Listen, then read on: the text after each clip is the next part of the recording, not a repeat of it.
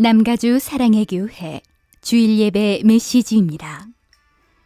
영적인 귀가 열려 말씀 속에서 찾아오시는 하나님을 만나는 시간이 되시기 바랍니다.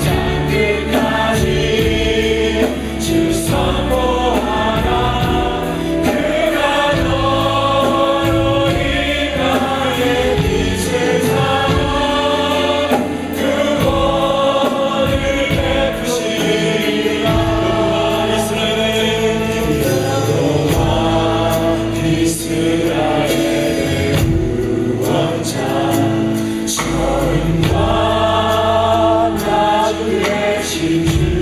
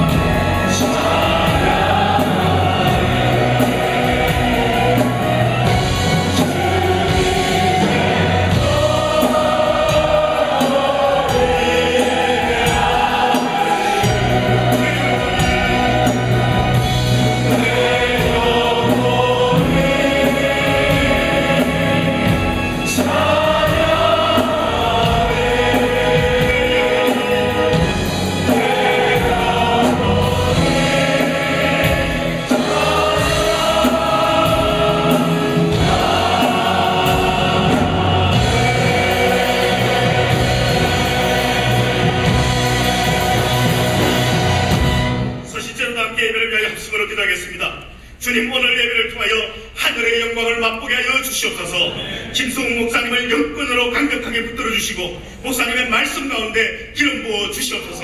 함께 기도합니다. 하나님의 세워 주시옵소서. 하나님의 세워 주시옵소서.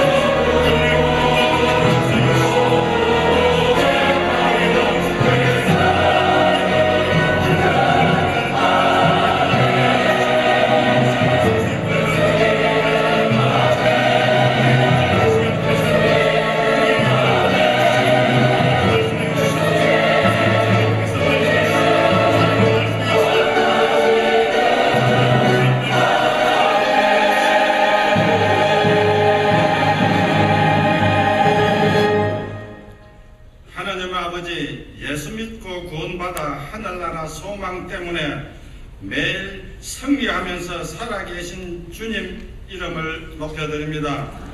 오늘 예배가 하나님의 영광을 대면하는 살아있는 예배가 되도록 성령님 오시옵소서. 충만케 하옵소서. 온 교회와 김성욱 담임 목사님과 부교역자님들의 킹덤 드림의 꿈과 비전을 향해 나아가실 때 하늘의 능력과 지혜를 가지고 겸비하게 섬길 수 있도록 성령의 기름 부음이 넘치게 하옵소서. 특히 장로님들과 모든 평신도 지도자들이 앞장서서 일하실 때 주님의 마음을 시원케 하시는 섬김이 되게 하옵소서. 새로 시작되는 가을 훈련 사역이 예수의 온전한 제자 되어 세상을 변화시키는 생명의 공동체로 나아갈 수 있도록 준비시켜 주시옵소서. 북한의 복음화와 조국을 위해 기도합니다. 북한 땅이 하루속히 복음의 문이 열리게 하시고 고통받고 있는 믿음의 성도들을 잘 인내하여 믿음을 지킬 수 있도록 있게 하옵소서.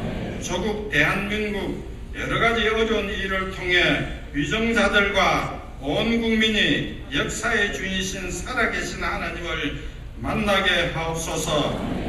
어려운 경제 사정 때문에 더 크신 주님의 능력을 바라보며 자녀들의 가정들이 치유되고 회복되는 기회가 되도록 도와주시옵소서. 특히 교회 개척 사역 중이신 최용선 최인경 선교사님을 위해 기도합니다. 실크로드 지역 사태들이 복음의 진보를 가져오게 하시고 자녀들이 이슬람 지역에서 전문인 선교사로 쓰임받기를 원하오니 모든 환경이 균형 있고 발전하는 환경이 되도록 도와주시옵소서. 이제 담임 목사님 말씀을 기대합니다. 갈라디아서 말씀을 전가하실 때 갑절의 영감을 주시고 그 말씀 때문에 굳게 설 수 있도록 축복해 주시옵소서. 수종되는 모든 성도님들의 섬김이 주님께 기쁨이 되게 하시고 정성껏 준비하신 2부 찬양대 찬양을 마음껏 허병해 주시옵소서. 우리를 사망에서 생명으로 옮기신 예수님 이름으로 기도합나이다. 아멘. 우리의 간절한 기도에 좋은 것으로 응답하시는 하나님께 놀라운 사랑 올려드리겠습니다.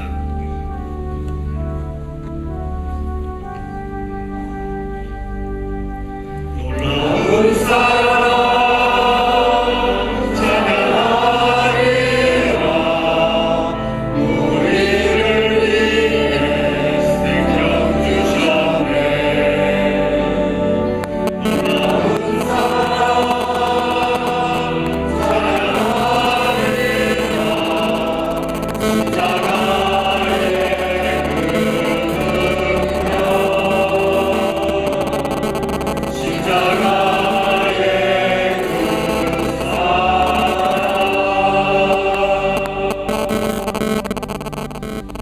자리에 앉으셔서 찬송가 399장 주의 약속하신 말씀 위에서를 함께 힘차게 찬양하시겠습니다.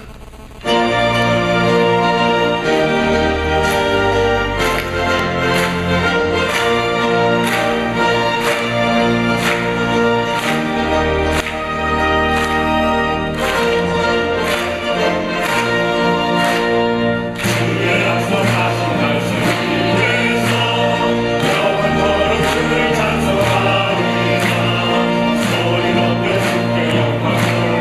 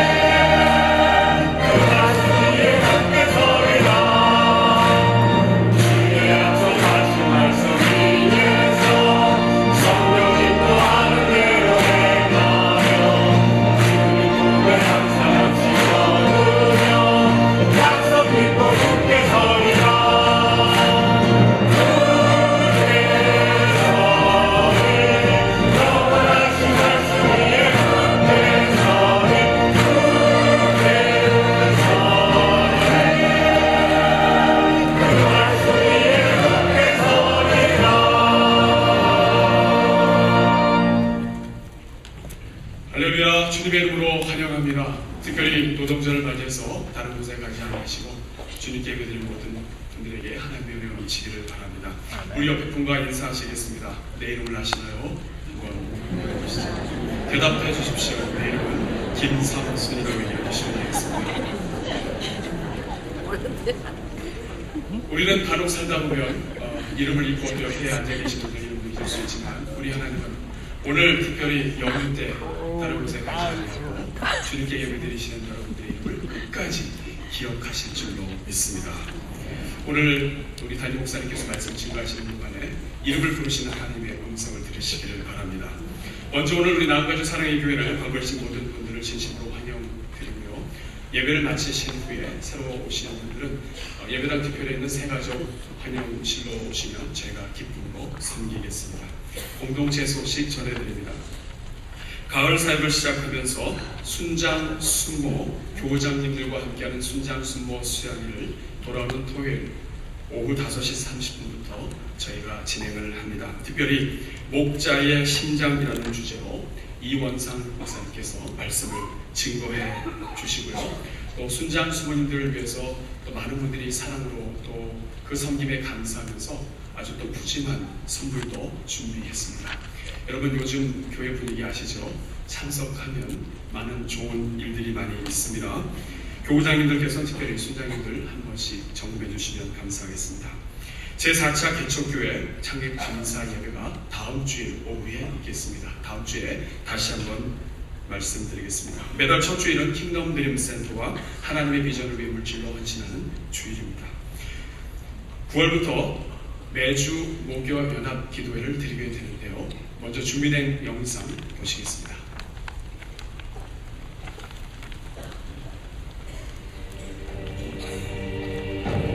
목요 철야 기도회가 새롭게 바뀝니다. 그동안 격주로 모여 기도했던 목요 철야 기도회가 9월부터 목요 연합 기도회로 바뀌어 매주 모입니다. 특별히 첫 주는 킹덤 드림센터와 우리 자녀들의 미래를 위해 함께 기도하는 시간을 가집니다. 세상 문화에 붙잡힌 다음 세대를 살리고 회복시키는 길은 부모의 기도밖에 없습니다.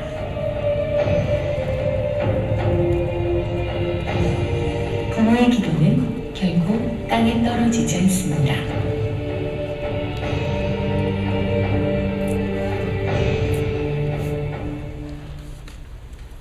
여러분이 박수 쳐주셔야 해주시는 분들은 이번 주 목요일날 다 참석하시는 걸로 제가 알겠습니다. 특별히 나오셔서 이번 가을을 하나님께 부르짖으며 나아가실 수 있기를 바랍니다. 9월 토요 새벽 비전 예배가 돌아오는 토요일 오전 6시 20분에 본당에서 진행됩니다. 자녀들의 새학기가 특별히 진행되는데요. 새학기를 하나님께 예배드리며 기도로 출발하는 비전 예배입니다. Going for the Gold라고 하는 주제로 열리게 되는데 우리 자녀들이 인생의 금메달 주인공들이 될 수 있기를 간절히 바랍니다. 2008년 가을 훈세가 9월 8일부터 9월 12일까지 열리게 됩니다. 겨울에는 특세가 있고 가을에는 훈세가 있는데요. 하나님 은혜 가운데 한 주 동안 모든 훈련자들이 주님 앞에 매달리는 기도의 기간입니다. 미리 기억하시고 함께 참여하시는 동안에 하나님 은혜 넘치기를 바랍니다. 훈련사역 졸업 및 개강 예배가 훈세에 이어서 9월 13일 토요일 오전 6시 10분에 진행이 됩니다. 그동안에 저희가 주일 오후 4시 40분 정도에 진행을 했었는데요. 이번에는 특별히 토요연합 새벽 예배 때 진행이 됩니다.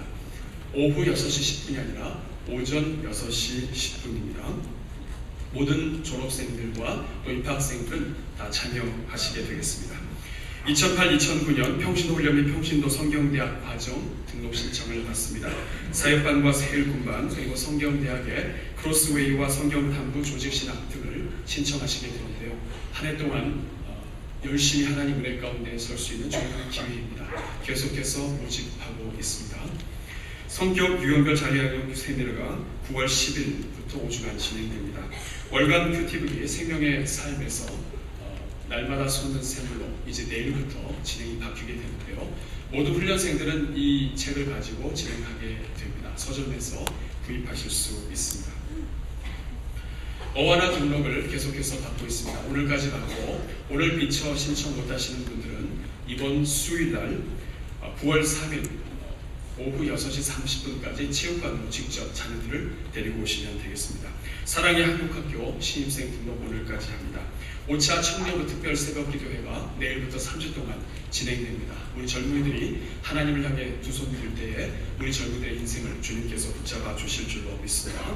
주보 안에 보시면 9월 목회 캘린더가 있습니다. 9월 달에 있는 모든 사역들을 소상하게 일자별로 기록해 놓았습니다. 여러분께서 가지고 다니시면서 기도해 주시고 특별히 교회 일정에 참고해 주시기를 바랍니다.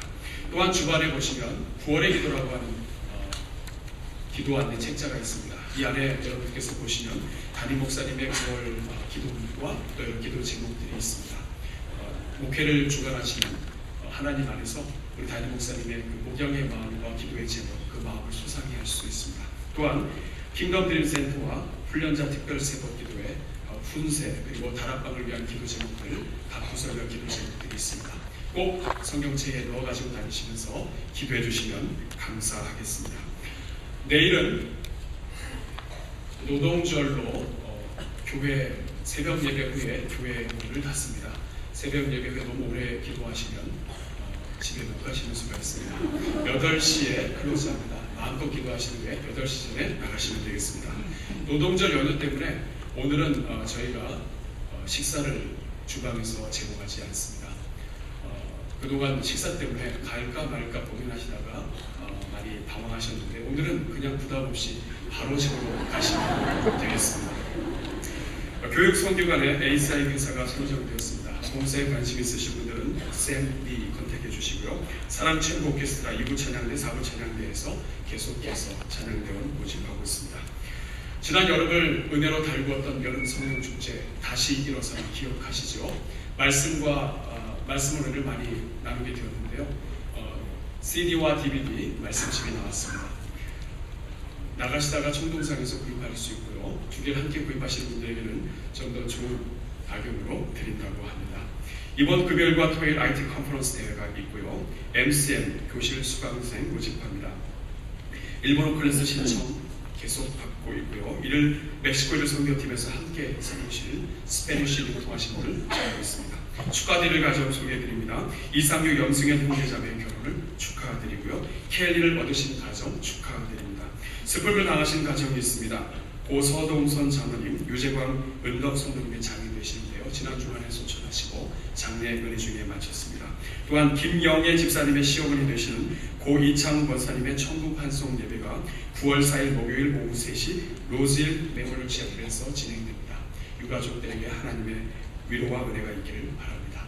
다시 한번 저희 교회에 찾아오신 모든 성도님들 주님의 이름으로 환영합니다. 새로 오신 분들은 예배 후에 뒤편에 있는 새가족 환영실에서 인사드리겠습니다. 이 시간에는 2부 찬양대와 사랑 오케스트라에서 예수가 우리를 부르는 소리 주님 앞에 찬양드립니다.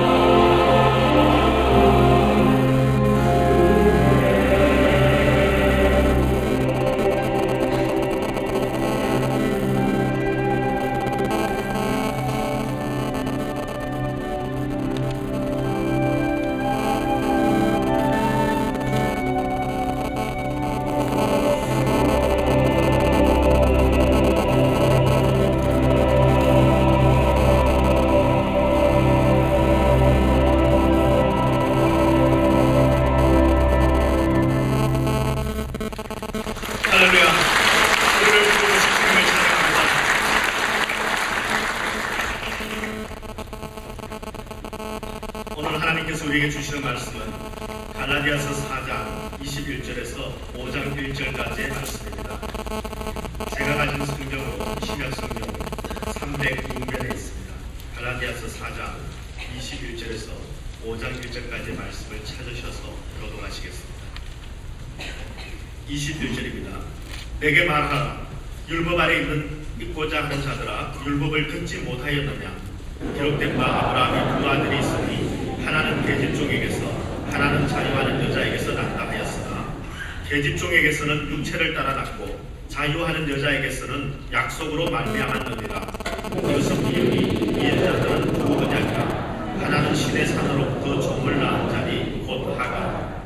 이 하가는 아라비아에 있는 시내 산으로 지금 있는 예루살렘과 같은 데니 저가 그 자녀들로 더불어 종노릇하고 오직 위에 있는 예루살렘은 자기장이 곧 우리 어머니라.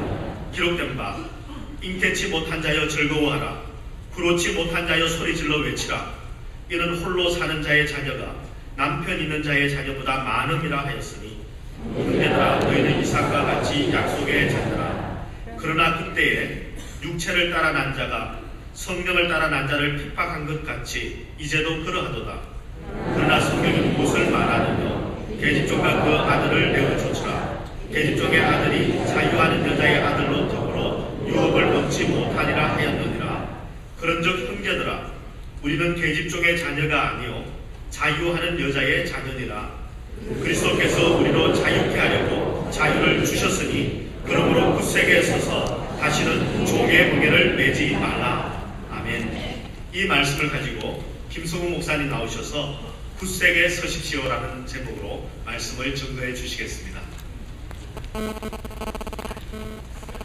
오늘 본문에서 특별히 마지막 구절을 우리가 중심적으로 보고 싶습니다. 5장 1절의 말씀을 다시 보면 그리스도께서 우리를 자유케 하시려고 자유를 주셨으니 그러므로 굳세게 서서 다시는 종의 멍에를 매지 마라 하고 말씀을 해주시고 있습니다. 여러분, 예수님께서 우리를 자유케 하시려고 무엇을 하셨죠? 죄와 사망에서 우리를 해방시키시려고 예수님께서 십자가에 달려 죽으셨습니다. 우리를 대신하여 저주가 되셨습니다. 우리를 대속하는 대속물로 십자가에서 제사물이 되셨습니다. 주님께서 이렇게 십자가에서 달려 죽으심으로 인하여 죄와 사망에서 묶여 있었던 우리가 이제 자유케 되었다는 것입니다. 이렇게 엄청난 대가를 지불하고 우리를 자유하셨기 때문에 그 자유가 얼마나 대가가 있는 자유인가 깨닫고 다시는 종의 멍에를 내려고 뒤로 돌아서지 말라고 말씀하시는 것입니다. 여러분, 그 미국 역사에 1863년도에 아브라함 링컨 대통령은 이 땅에 있는 모든 노예들을 해방케 하는 해방 선언을 했습니다. 그로 인하여서 그 당시 수백 년 동안 노예 생활을 하고 있었던 모든 자들이 이 땅에서 해방을 얻게 되었습니다. 그 순간 이 땅에 모든 사람들이 자유인이 될 수 있는 법과 법의 특권이 주어지기 시작했습니다. 근데 역사를 보면은요, 자유를 얻은 후에도 전에 노예로 살고 있었던 자들이 노예의 방식과 노예의 삶의 패턴에서 오랫동안 벗어나지 못한 것을 볼 수가 있습니다. 여러 가지 이유가 있습니다. 어떤 이들은 그 자유선언에 대하여서 무지했습니다. 거기에 대해 늦게 들었고 알지 못했고 아니면 들었을지라도 그것이 진짜인가 아닌가 꿈인가 현실인가 이것을 묻는 가운데 이 자유권을 누리지 못하게 됩니다. 어떤 자들은 밖에서 오는 협박과 공갈 때문에 두려움 때문에 자유의 특권을 누리지 못하게 됩니다. 여러분 아시다시피 미국에서 이 노예 자유권을 놓고 남북이 갈라지면서 전쟁까지 치렀기 때문에 전쟁이 끝났다고 그리고 그 전쟁 중에 물론 이 자유선언을 했지만 그 선포가 되었다고 해서 이 그 노예권을 놓고자 하는 자들이 많이 없었습니다. 특별히 남쪽에서. 그리하여서 그들이 계속 협박과 공갈로 인하여서 전에 노예였던 자들을 사실 노예 취급하며 그 두려움으로 인해 그들을 컨트롤했던 것이 이 미국 역사의 아픔으로 남아 있습니다. 그래서 오늘날 흑인 이웃들이 정말 이 그 백인들을 향하여서 이 앵글, 이 노용, 그 앵글이 있는 이유가 거기서부터 비롯된 것이라고 우리는 사회적으로 또한 역사적으로 알고 있습니다. 어떤 이들은 경제적으로 자유롭게 자유가 주어졌을지라도 경제적으로 스스로 설 수 없었기 때문에 도리어 자유인의 권한은 이름으로 갖고 있지만 전과 다름없이 노예 생활을 했던 것을 볼 수 있습니다. 하여튼 이러한 모습을 보면서 이 미국의 정말 그 안타까운 모습, 슬픔의 모습을 역사에서 찾을 수가 있는 것입니다.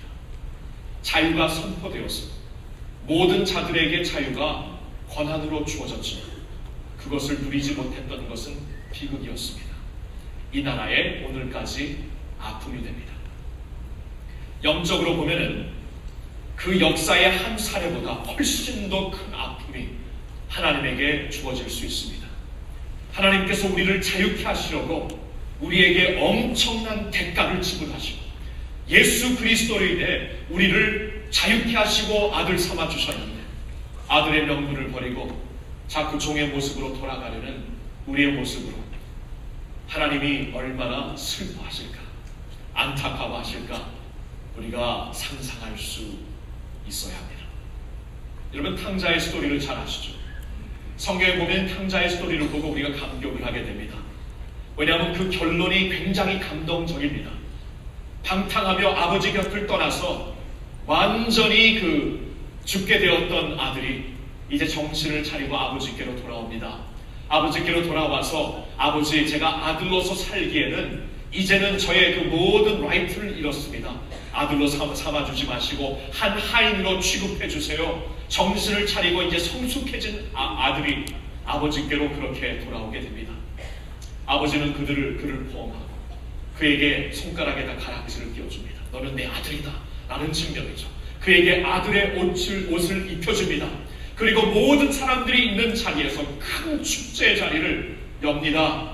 내게 잃었던 아들이 살아서 돌아왔느니라 하고 축제를 엽니다.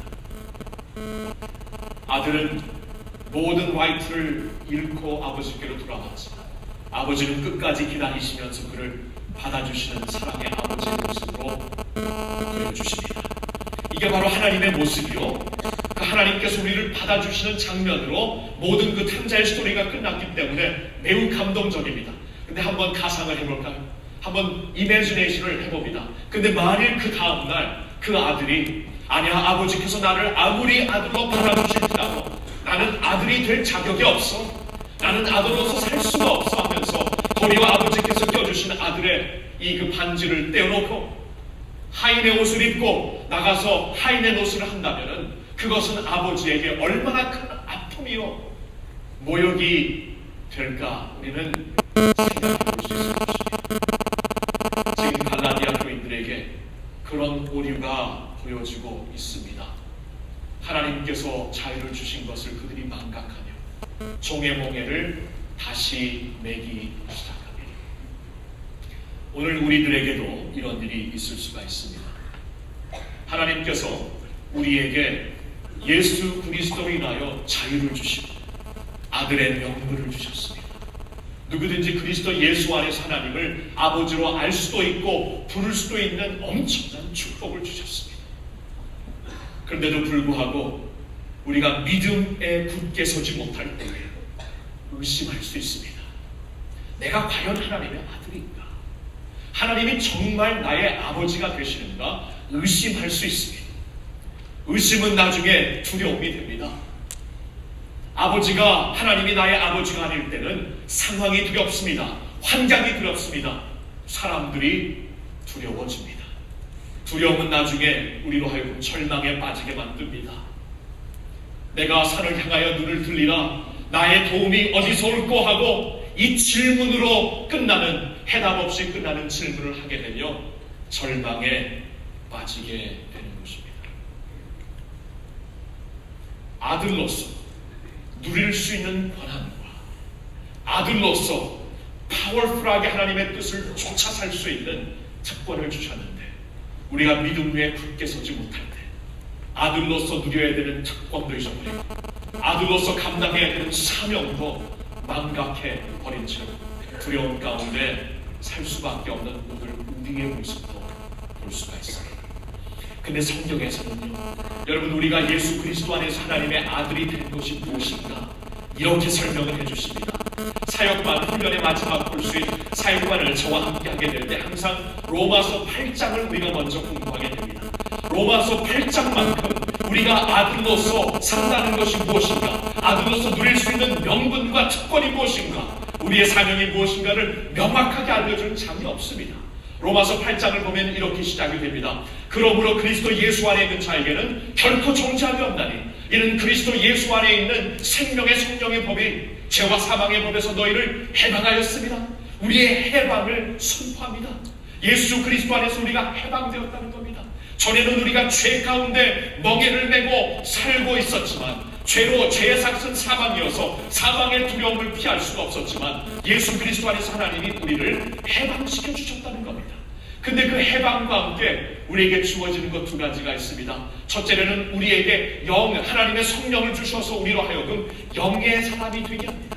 전에는 육신을 쫓아, 육신의 생각을 쫓아 죄악에 사로잡혀서 살고 있었지만, 이제는 하나님의 영으로 말미암아 하나님의 생각을 하고 하나님의 뜻을 추구하게 되고 하나님의 뜻에, 능력에 사로잡혀서 살 수 있는 영의 사람이 되게 하십니다. 영의 사람이 되게 하시고, 또한 우리로 하여금 아들의 명분을 주십니다. 아들의 스피릿을 주십니다. 그리하여 누구든지 그리스도 예수 안에서 이제는 성령으로 인해 우리가 하나님의 자녀 된 것을 우리가 확인하며 확증하며 하나님을 향해 아바 아버지라고 부르며 하나님을 아버지로 모시고 살게 됩니다. 하나님을 아버지로 모시고 살게 되니까 이 세상의 모든 환난과 역경을 이기는 사람들이 됩니다. 하나님의 아버지가 되시기 때문에 우리에겐 이러한 확신이 있어서입니다. 모든 것을, 하나님을 사랑하는 자, 곧 그 뜻대로 부르심을 입은 자들에게는 모든 것이 합력하여 선을 이루실 것을 믿기 때문에, 아버지께서 나 아들을 책임지신다는 것을 믿기 때문에 넉넉히 이기면서 살게 되는 것이요, 이기면서 사는 가운데, 고난 중에서도 주님을 찬양하고 기도하는 가운데 그리스도의 형상을 닮게 되고 이 세상이 감당하지 못하는 넉넉히 이기는 그리스도의 사람들이 된다는 것입니다. 그래서 로마서 8장을 보면은 이런 하이라이트를 볼 수가 있어요. 우리는 해방되었다. 그리고 영의 사람이 되었다. 그리고 아들의 명분을 받았다. 그리스도의 형상을 따라 사는 자들이 되었다. 그래서 이기는 자가 되었다고 로마서 8장에서 우리에게 말씀해 주시고 있습니다. 이게 아들의 삶입니다. 아들로서 받은 자유를 가지고 살 수 있는 특권과 영광이 여기 있는 것입니다. 이것을 우리가 누리고 지키기 위해 오늘 주시는 말씀처럼 약속 위에 굳게 서야 합니다. 약속 위에 굳게 서지 못할 때 이 모든 것이 흔들리고 맙니다. 아들로서의 명분, 이길 수 있는 능력, 그리스도의 형상을 모든 과정에서 닮아갈 수 있는 특권, 이 모든 것 앞에서도 넉넉히 이길 수 있는 승리, 이 모든 것이 아들로서 받은 나의 축복을 약속으로 붙잡지 못할 때 다 흔들린다는 거예요. 파운데이션이 흔들리면 다 흔들리는 것과 마찬가지로 이것이 파운데이션이 되는 것이요. 그래서 사도 바울은 이 자유케 된 복음의 진리를 강력하게 붙잡으라고 말씀을 해주시는 것입니다. 여러분 어떠세요? 갈라디아 교인들은 그때 스스로 쓰러지고 있었습니다. 아들의 명분과 자유를 잃어버리고 있었습니다. 내게 주어진 아들의 삶이 얼마나 영광스러운 것인가를 그들은 잊고 살고 있었습니다. 여러분은 어떠하십니까? 예수님을 믿어 하나님의 자녀가 되었다면 하나님의 자녀로서 누릴 수 있는 평강과 의와 희락과 믿음과 능력이 있으신가요? 하나님이 우리에게 주신 것은 두려워하는 마음이 아니요 오직 능력과 사랑과 근심이라고 디모데후서 1장 7절에 말씀해 주시고 있습니다. 과연 그렇게 오늘 살고 있는가요? 우리가 그리스도 예수 안에서 하나님의 약속으로 아들이 되었다는 이 사실, 우리가 굳세게 붙잡아야 되는 이 토대와 같은 사실을 오늘 우리에게 증명해 주기 위하여서 사도 바울은 오늘 본문에서 한 역사의 예화를 들고 있습니다. 아브라함의 역사를 21절부터 우리에게 예화로 말씀해주고 있습니다. 아브라함의 경우 모든 이스라엘의 유대인들의 아버지가 되기 때문에 그의 이야기를 말해주는 것은 너무나 당연한 것입니다. 그로부터 하나님께서 보여주신 한 가지 교훈이 무엇인가 우리에게 알려주시고자 하는 것입니다. 여러분, 아브라함의 경우 하나님께서 그가 75세가 되었을 때 하나님이 찾아오셔서 아브라함에게 언약을 맺습니다. 나는 너의 하나님이 되겠고 너와 너의 자손은 나의 백성이 되리라. 그리고 하나님께서 그를 축복하십니다. 내가 너를 창대케 하고 축복하리니 너와 너의 자손들로 인하여서 온 나라가 복을 받으리라. 너에게서 나오는, 너의 태에서 나오는 아이들로, 후손들로 말미암아 큰 나라를, 하나님의 나라를 이루시리라고 말씀을 해주십니다. 근데 아브라함의 경우 그때 75세였는데 그에게는 아무런 자녀가 없었습니다. 그 당시 컨텍스트에서 보더라도 75세면은 아기를 낳을 수 있는 나이가 이미 지난 나이였습니다. 근데 하나님께서 약속하셨기 때문에 성경을 보니까 아브라함이 믿었다고 합니다. 근데 인간일지라 믿는 것이 어느 정도 한계에 다다르니 흔들리기 시작합니다. 약속을 받은 후 11년 후에 그가 86세였고 그의 아내 사라가 76세였습니다.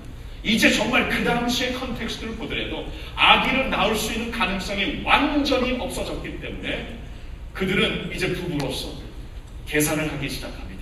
하나님은 믿으시고 약속을 주신 분인데 그 약속이 우리를 통해 이루어지는 게 아니구나 하고 스스로 계산을 하고, 그러면 그 당시 습성을 따라, 그 당시 컨텍스트를 따라 그러면 그 아내의 여종 중에 한 사람을 남편에게 주고 남편의 가문을 이게 하는, 컨티뉴하게 하는 그러한 습성으로 우리가 그러면 아들을 낳자.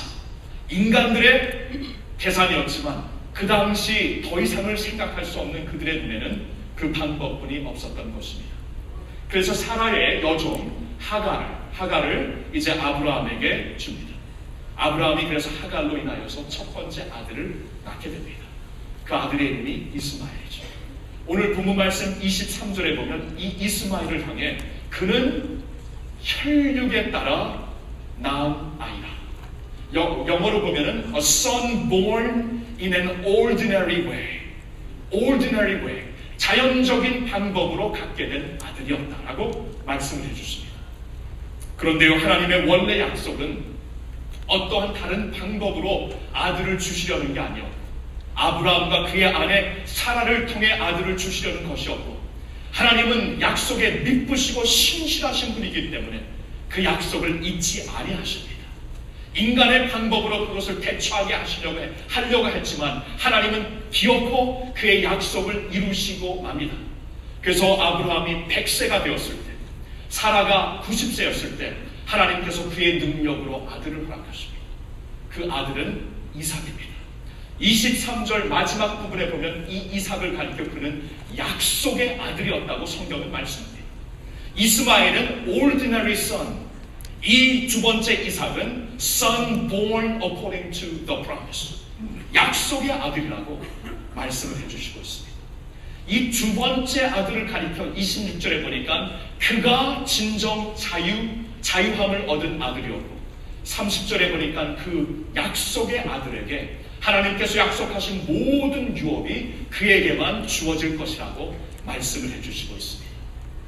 여러분, 지금 사도 바울이 왜 이 역사적인 한 사례를 말씀해 주고 있느냐 하면 하나님께서 어떻게 역사하시는가를 우리에게 명확히 보여주기 위해서입니다. 인간들은 인간의 어떠한 전통, 인간의 습성, 인간의 익숙한 자리로 나가서 우리는 일하게 되지만 하나님은 인간의 어떠한 혈육과 혈통과 어떠한 습성에 매이시는 분이 아니라는 것입니다. 우리가 볼 수 없는 다른 방법, 하나님의 약속으로, 그의 능력으로 하나님이 역사하신다는 거예요.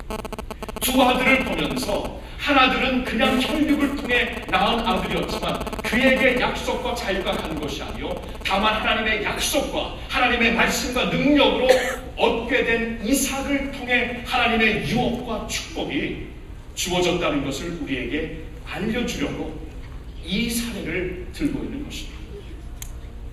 여러분, 예수님이 오시기 전에 예수님의 길을 준비하기 위해 세례 요한이 이 세상에 왔습니다. 세례 요한이 예수님의 길을 준비하면서 그 당시 모여드는 사람들을 향해 이러한 경고를 합니다. 마태복음 3장 8절과 9절에 그는 이렇게 말합니다. 그러므로 회개에 합당한 열매를 맺고 속으로 아브라함이 우리 조상이라 생각지 마라. 내가 너희에게 이르노니 하나님이 능히 이 돌들로도 아브라함의 자손이 되게 하시리라. 아브라함의 자손이 되는 것이 혈육을 따라 전통을 따라 되는 것으로 스스로 생각하며 자만했던 그들에게 스스로 교만하지 말라고 경고하는 거예요. 아브라함의 자손이 된다는 것이 혈육을 따라 되는 것이라고 생각하는 것은 스스로 속이는 것이다. 하나님은 사실 이 돌들을 일으켜서도 아브라함의 자손을 이루실 수 있다는 것을 알지 못하느냐? 스스로 자만하지 말고 혈육과 혈통을 자랑하는 자리에서 회개하고 나오라고 말하고 있는 것입니다. 지금 이때에 갈라디아 교인들을 유혹하고 있었던 율법사들 역시 이 그 전통을 자랑하는 사람들처럼 모든 말을 하고 있었어요. 우리가 하나님의 축복을 받기 위해서는 아브라함에게 주신 언약 밑으로 가야 되는데, 아브라함의 자손이 되기 위해서는 하나님께서 아브라함에게 주신 할례의 언약, 어떠한 절차, 그리고 모든 율법의 규례를 따라야만 아브라함이 자손들이 되어서 하나님의 축복을 받을 수 있으니까 율법의 절차와 율법의 모든 그 습성으로 돌아와야 된다는 것을 가르치고 있었습니다. 사도 바울의 포인트는 아브라함 때부터 하나님께서 보여주신 교훈이 그게 아니라는 거예요. 하나님께서는 약속을 통해 당신의 능력으로 하나님의 유업을 받을 수 있는 자들을 만드는 것이지 어떠한 전통에 매이는 분이 아니라는 것입니다. 중요한 것은 하나님의 약속을 주의하라는 거예요. 하나님의 약속이 말씀을 통해 계속 선포되고 있습니다. 그 약속이 무엇이죠? 요한복음 1장 12절에 보니 예수님을 영접하는 자, 곧 그 이름을 믿는 자들에게는 하나님의 자녀가 되는 권세를 주신다고 말씀하십니다. 예수님을 나의 구세주로 영접하고 곧 그 이름을 믿는 자들에게는 하나님의 자녀가 되는 권세, 파워, 라이트를 주시겠다고 하나님이 약속하십니다. 이렇게 우리가 하나님의 자녀가 된다는 것입니다.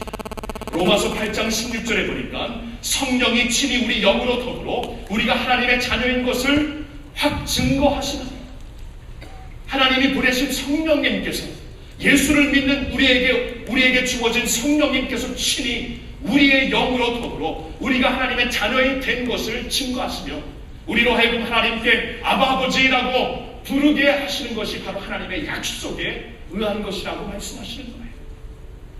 요한일서 3장 1절에 보니까 보라, 아버지께서 어떠한 사랑을 우리에게 주사 하나님의 자녀라 일컬음을 얻게 하셨노라. 보라, 아버지께서 어떠한 사랑을 가지고 우리를 당신의 자녀로 삼았는가. 하나님께서 우리를 자녀 삼아 주신 게 다른 이유가 아니라는 것입니다.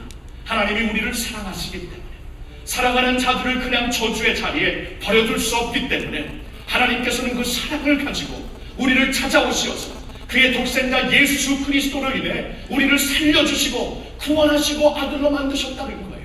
우리가 아들이 된 것이 다른 데 이유가 있는 것이 아니라 하나님의 사랑 때문이구나. 하나님의 사랑을 가리키면서 이 사랑이 얼마나 놀라운가 말씀해주고 있습니다. 여러분, 성경에서는 계속해서 하나님이 이 약속을 우리에게 비춰주시네요. 구약의 첫 번째 책인 창세기 때부터 혈육과 전통을 통해 낳은 아들이 하나님의 약속의 아들이 아니라 하나님의 능력과 말씀으로 낳은 아들이 바로 하나님의 아들이라는 것을 말씀해 주십니다. 그 능력과 은혜가 예수 그리스도를 영접하고 믿을 때 우리에게 주어지는 것이고, 그 아들의 명분이 주어진 것을 성령님께서 친히 우리 안에서 증거해 주시고, 오늘도 하나님의 사랑이 살아있기 때문에 그 사랑으로 인하여서 예수님 안에 오는 모든 자들을 하나님의 자녀로 만드실 수 있다는 것입니다. 할렐루야. 이게 하나님의 약속이에요. 이 약속을 붙잡으라는 것입니다. 내 생각에는 그게 아닌데, 모든 종교의 의식에는 그게 아닌데, 내가 깨달을 수 있는 어떠한 전통에 따르면 그렇게 하나님의 축복을 받는 게 아닌데, 여러분, 우린 사람들의 전통을 믿는 겁니다. 우리는 종교 의식을 믿는 게 아닙니다. 하나님의 약속을 믿는 거예요. 하나님의 약속이 이렇다 말씀하시기 때문에 그 말씀이 그대로 된다는 것을 믿고 따르는 거예요. 한 나라의 대통령이 어느 한 자유권을 선포하니까 그 대통령의 선포가 그 땅에 법이 되더라고요.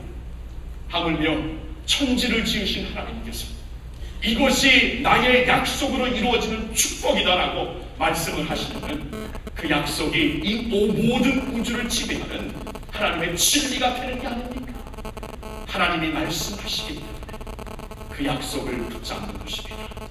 예수 안에서 우리 모두 다 하나님의 자녀가 되는 것을 믿으시기를 바랍니다. 자, 믿는 마음으로 저를 따라 한번 외쳐보겠습니다. 나는 예수님을 믿음으로 하나님의 자녀가 되었습니다. 한 번 더 믿는 마음으로 나는 예수님을 믿음으로 하나님의 자녀가 되었습니다. 믿으십니까? 자, 이 믿음으로 사는 거예요. 이 믿음으로. 이 믿음이 흔들리면 다 흔들립니다. 내가 정말 하나님의 아들인가 두렵고 떨리고 절망에 빠지고 불안한 가운데 아들의 명분을 따를 수가 없어요. 두렵고 떨리는 가운데 완전히 주저앉는 가운데 아들로서의 사명을 감당할 수가 없습니다. 아들에게 주어진 특권, 아들에게 주어진 사명을 감당하기 위해서 이 약속을 굳게 잡으라고 말씀하시는 겁니다. 자, 이 말씀을 중심하여 저는 결론으로 두 가지 권면을 여러분들에게 드리고 싶습니다. 첫째, 하나님의 도우심을 믿고 이기는 자가 되십시오. 하나님의 도우심을 믿고 이기는 자가 되셔야 합니다. 여러분, 아들이 되었다는 것은 하나님께서 도와주시겠다는 것입니다. 아버지께서 도와주십니다. 나의 도움이 반드시 임할 것이다. My help from God will surely arrive and I will wait on the Lord. 하나님을 내가 기다립니다. 앙망합니다. 반드시 그의 도움이 올 것입니다 라고 믿고 그 믿음 안에서 이기는 자가 바로 하나님의 아들의 삶을 사는 것이에요. 요한복음 16장 33절에 예수님께서 우리에게 이런 말씀을 하십니다. 세상에서 너희가 환난을 받을지라도 담대하라. 내가 세상을 이기었노라. 세상을 이기신 예수님을 우리가 믿고 있어요. 세상에서 우리는 담대할 이유가 있습니다.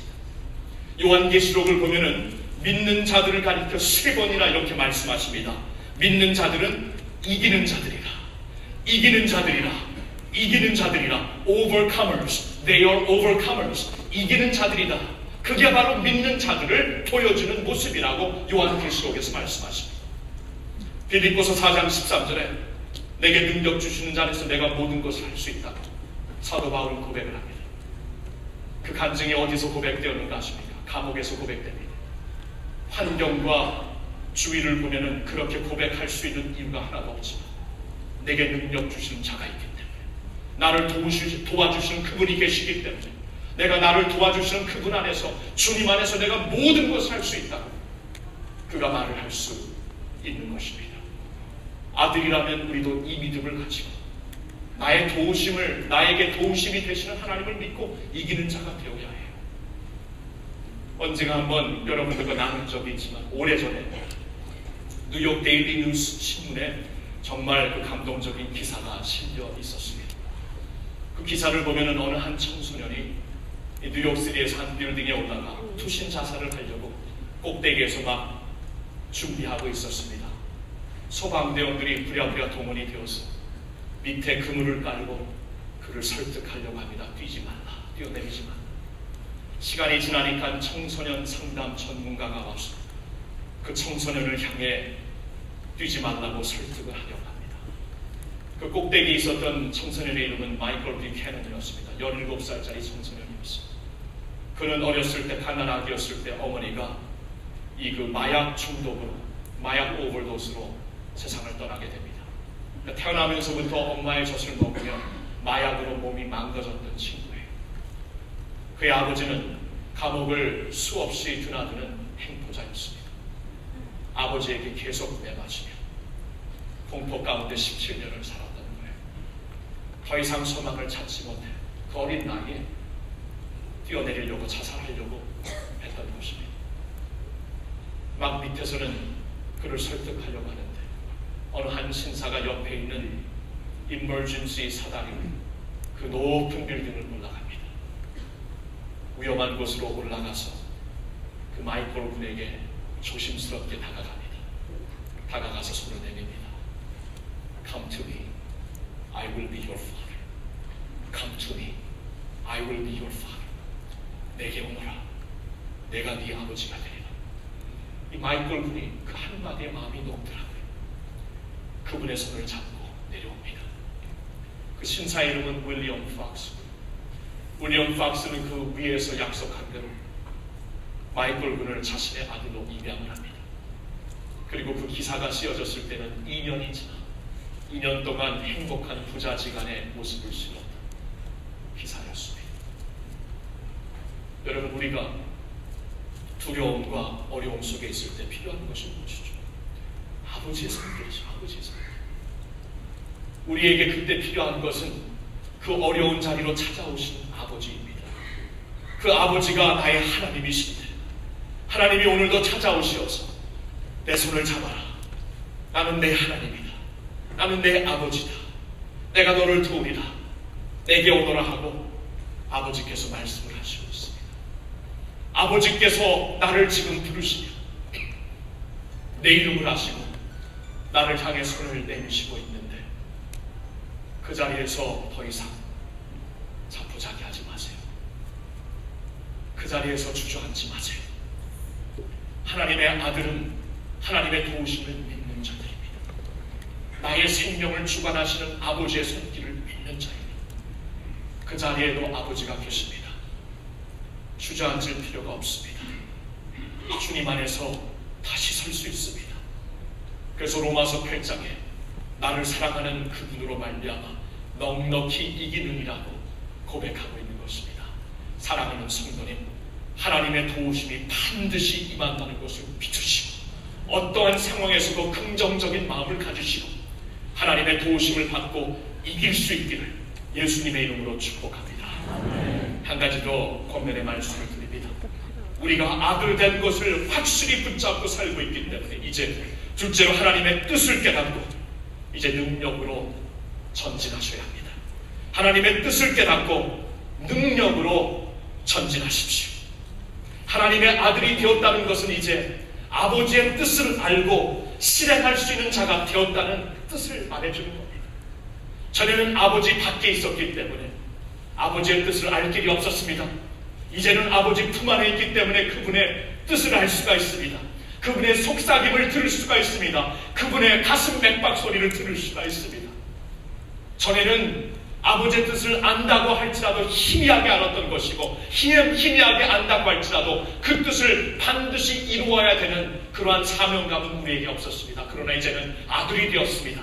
아들이 되었으면 아버지의 뜻을 가까이서 알 수 있는 특권이 주어졌고 그 사명, 그 뜻을 이루어 드릴 수 있는 사명 또한 우리에게 주어진 것입니다. 그래서 하나님의 아들이라면 하나님의 도우심을 믿고 이기는 자가 되는 것이지만 또한 하나님의 뜻을 깨닫고 능력으로 전진하는 우리가 되어야 되는 것입니다. 로마서 12장 1절과 2절에 하나님께서는 이렇게 말씀을 하십니다. 그러므로 이제 하나님의 모든 자비하심으로 우리에게 주실 말씀이 있다고 합니다. 하나님의 자비하심을 알았습니까? 예수님의 은혜로서 십자가의 공로로 우리가 하나님의 자녀가 되었다는 사실을 알았습니까? 그럼 하나님의 모든 자비하심으로 우리를 권하는데 그 권하는 말씀이 뭐냐면은 너의 몸을 거룩한 산제사로 하나님께 드리라고 합니다. 거룩한 산제사.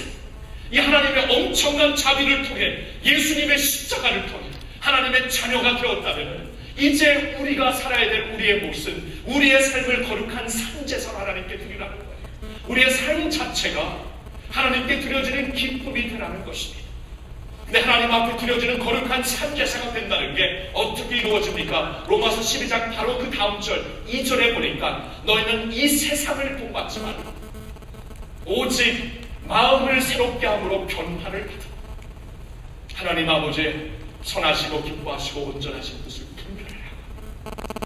산제사가 되어 산다는 것이 이 세상을 이제 더 이상 본받지 않고 내가 속사람이 변하여서 마음이 변하게 되므로 변화를 받아, 새롭게 되므로 변화를 받아. 훈련이에요. 말씀의 훈련을 통해 우리가 계속해서 마음이 새롭게 되므로 변화를 받아 하나님의 뜻을 분별하며 그 뜻대로 사는 자들이 되라고 말씀하십니다. 여기에 우리가 하나님의 뜻을 분별하며 그 뜻을 향해 우리의 몸을 던질 때 하나님께서 문을 열어주시고, 우리의 파워는 그의 뜻을 분별하며 뜻대로 우리의 삶을 드리는 것입니다.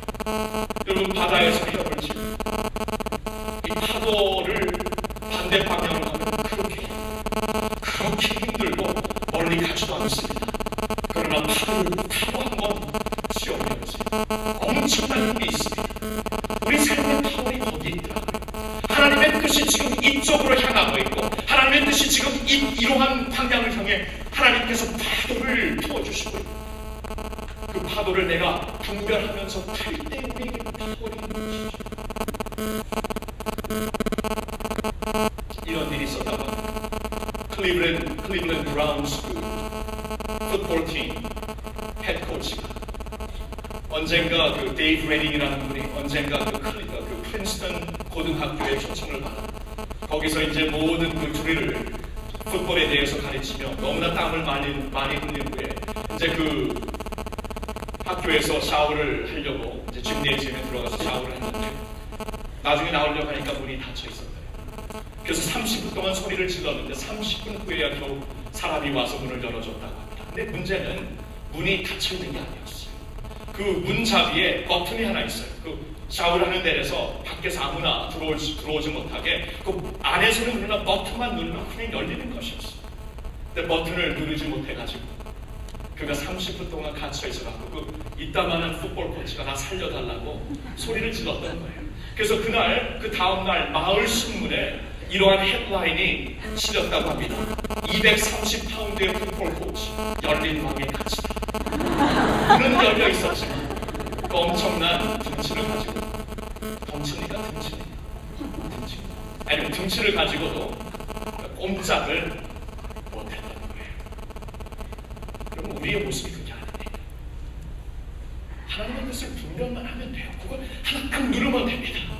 문이 활짝 열리는데 우리가 마음이 새롭게 되고 뜻을 분별하지 못하기 때문에 아들로서 분별하는 그 자리를 내가 망각하고 있기 때문에 우리의 삶의 파워가 있더라고요. 여러분, 우리 교회 제2기 사역을 어느 정도 디파인하는 홀리 웨이브 사역과 개척 분립교회 사역을 돌아보면 지금 다음 주에 네 번째 사우스베이 사랑의 교회 가시는 돌아보니까 가장 어려울 때, 개인적으로 가장 어려울 때 하나님께서 이 모든 사역을 하셨더라고요. 가장 어려울 때. 아내도 아팠고 그것만이 아닙니다. 영적으로 굉장한 챌린지가 그때 있었어요. 굉장히 눌렸고요. 매듭져있는 관계가 너무나 많았고 정말 그때 어떻게 될 줄 알았어요. 몸이 어떻게 되는 줄 알았어요. 근데 돌아다 보니까 그때에 하나님께서 가장 큰 일을 하셨더라고요. 여러분, 그게 뭐냐면 문제가 아무리 있을지라도 하나님은 하실 일 하십니다. 우리의 문제 때문에 제한받으시는 분 아닙니다. 우리 교회 한계와 문제 때문에 하나님이 하실 일 못하시는 분 아닙니다. 중요한 것은 내가 문제 있든 없든 더욱더 하나님만을 바라보며 그때 하나님의 뜻을 분별하여 내 삶을 주님 앞에 드리려고 할 때 하나님께서 역사하신다는 거예요. 도리어 문제가 있을 그때 더욱더 우리가 겸손해지잖아요. 문제가 있을 때 우리가 더욱더 기도하잖아요. 무릎을 꿇잖아요. 그때 하나님의 뜻을 더욱더 분별할 수 있는 기회라는 겁니다.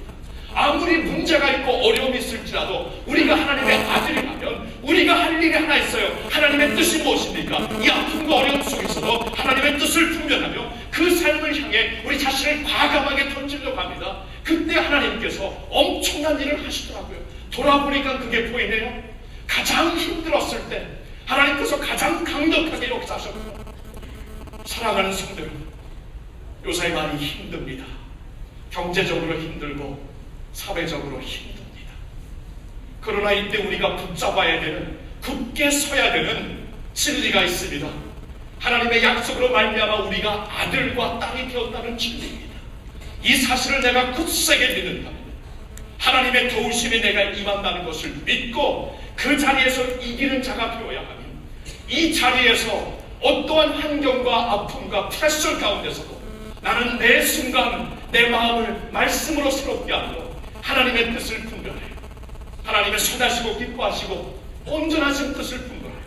그 뜻을 향해 저와 여러분들의 삶을 던지면 하나님께서 전에 몰랐던 놀라운 역사로 능력으로 역사하실 줄로 믿습니다. 저는 그 말씀으로 여러분들을 오늘 축복하고 싶습니다. 힘든 이때에 하나님이 여러분의 아버지 되심을 잊지 마시고 그 안에서 승리하시며, 어렵고 힘든 이때이지만 도리어 더욱더 무릎을 꿇고 주님을 바라보는 가운데 하나님의 파워풀한 사랑을 이루어드리는 하나님의 아들과 딸이 되시며 예수님의 이름으로 축원합니다. 아버지 하나님, 오늘 주님의 말씀을 붙잡습니다. 주님 말씀을 통해 아브라함 때부터 보여주셨던 하나님의 진리는 어떠한 인간의 정통과 혈육과 방법이 아니라 하나님의 능력과 말씀의 약속을 통해 역사하심을 보여주셨고, 그 역사, 그 약속대로 예수 안에서 우리가 하나님의 자녀된 것을 증거해 주시고 성령님으로 인하여 그 사실이 매 순간 확인되고, 오늘도 나를 사랑하시기 때문에 예수 안에 나오는 모든 자들을 하나님의 자녀로 삼아주시고 하나님을 보게 하시오니 감사합니다. 찬양합니다. 하나님께 영광을 돌립니다. 하나님, 주의 백성들을 이 시간에 이 진리로 붙잡아 주시소. 주님, 불경기로 이민 생활이 더욱더 힘들어지는 이때에 하나님, 이 약속 위에 굳게 서서 내가 아들이기 때문에 하나님이 나를 반드시 도와주실 것이다, 이 믿음을 갖고 넉넉히 이기는 저희들 모두가 되게 하여 주시옵소서. 아들에게는 특권뿐만이 아니라 사명이 또한 주어졌습니다. 그 사명은 하나님의 뜻을 분별하여 파워풀하게 전진하라는 것입니다. 주님, 우리 상황이 어떠한지 매 순간 말씀으로 속사람이 변화를 받아 주님, 이 어려움과 나의 연약함 가운데서도 하나님의 뜻을 따라 나아갈 때 주님께서 문을 열어주시고 주님의 파워풀한 웨이를 우리에게 허락하실 줄로 믿습니다. 그러한 능력의 주의 종들 되게 하여 주시옵소서. 할렐루야. 우리 주 예수 그리스도의 이름으로 축복하며 기도하옵나이다. 아멘. 우리 하나님 앞에 계속해서 예배를 드립니다. 좋으신 하나님 앞에 예배를 우리 헌금으로 드리기를 바라고요. 이 시간 허지연 집사님, 여주연 집사님, 하나님 아버지 마음이라는 제목으로 주님을 찬양하겠습니다.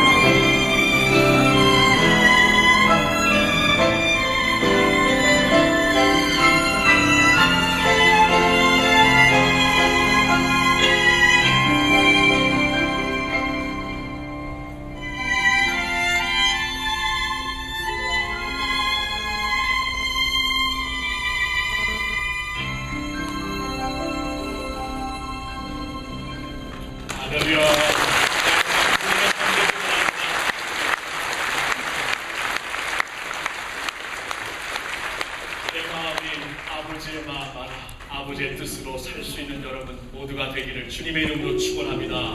우리 다 같이 일어나 우리 하나님의 자녀가 되었습니다. 우리 하나님의 자녀가 된 것을 서로 축복하며 오늘 예배를 마치겠습니다. 야곱의 축복.